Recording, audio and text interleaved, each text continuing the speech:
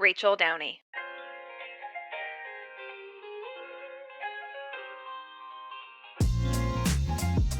In B2B marketing, especially in tech, the playbook can sometimes feel pretty narrow.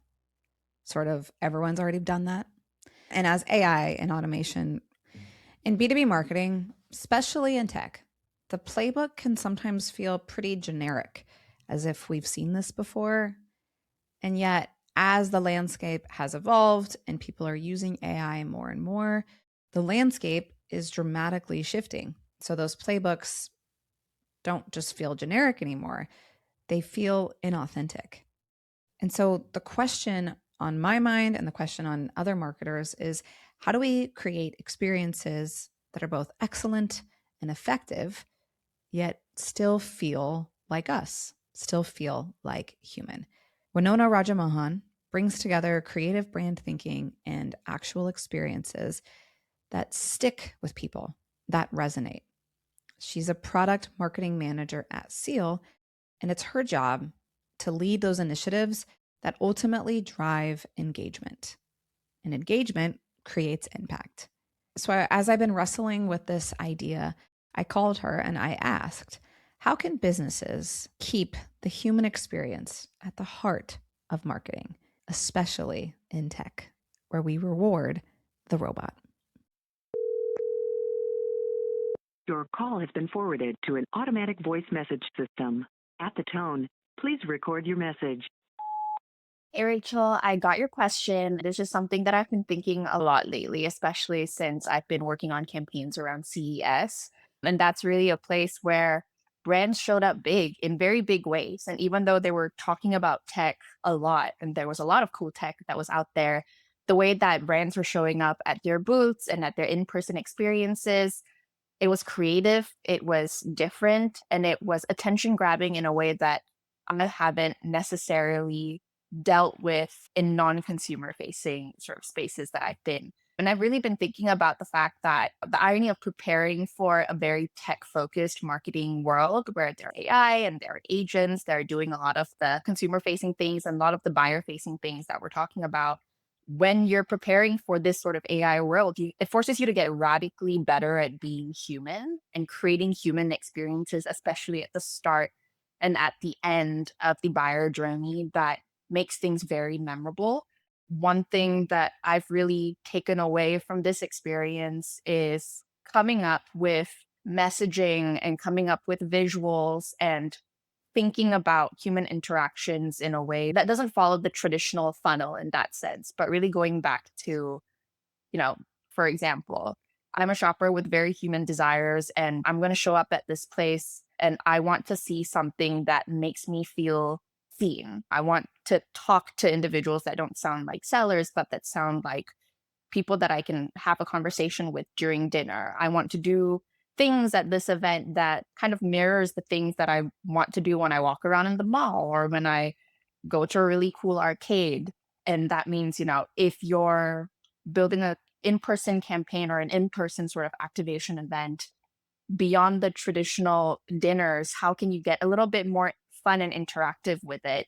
Can you create very crafted experiences that leave a bigger memory beyond just a simple follow-up email after? Is there something that they can take home, like a class or like a pasta making class or a sushi making class, or maybe even a quiet little intimate picnic somewhere in a place that's really nice and picturesque where you can take Polaroids and bring them home and have that be a conversation about specific topics that you're discussing in your space? Or if you have a booth at an event, are there games that can be played? We're talking about a claw machine right now for an event that we're doing pretty soon. So it's really about creating an experience that leads to more genuine conversations and taking out the marketer or the salesperson or the decision maker from that for a moment and just being very real about what do I need at this point in time to get a message across from one individual to another.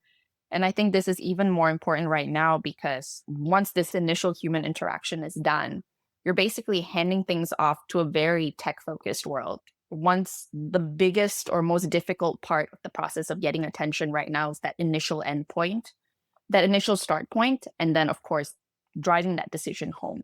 Everything in between is actually focused on what happens on the internet or what pops up on the AI search engine and etc. But the front and the end of the journey is where a lot of trust is built. And despite all of the improvements that we've made in AI and agentic marketing and things like that, the front and the end is something that you can't automate. Building trust is something that you can't necessarily automate.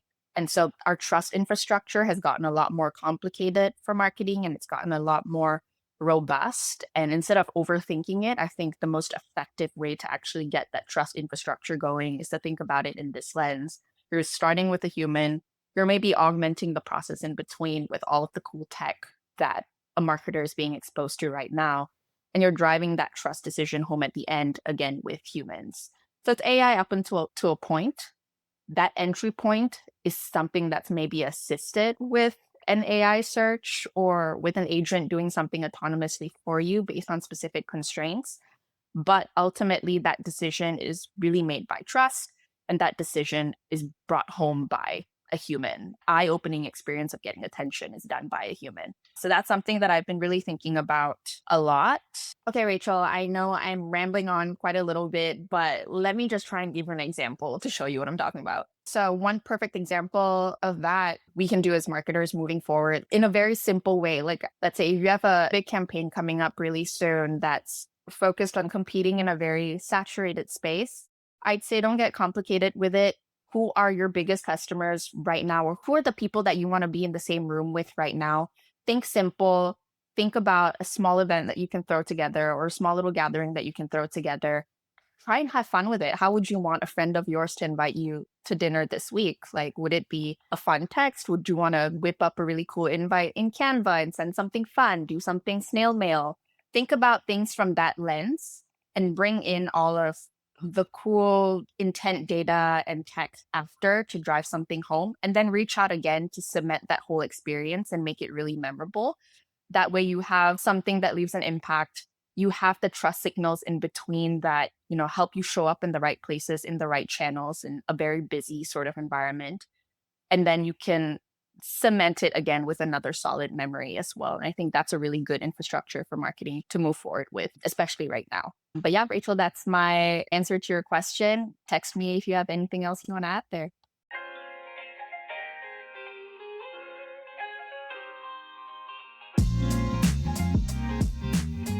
Thanks for listening. Want your podcast to do more? Subscribe to Genius Cuts, because it's never just a podcast. You can find it at shareyourgenius.com.